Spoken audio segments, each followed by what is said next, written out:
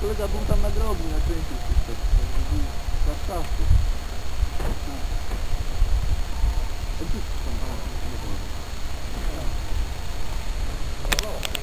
Ale już pojechał, nie?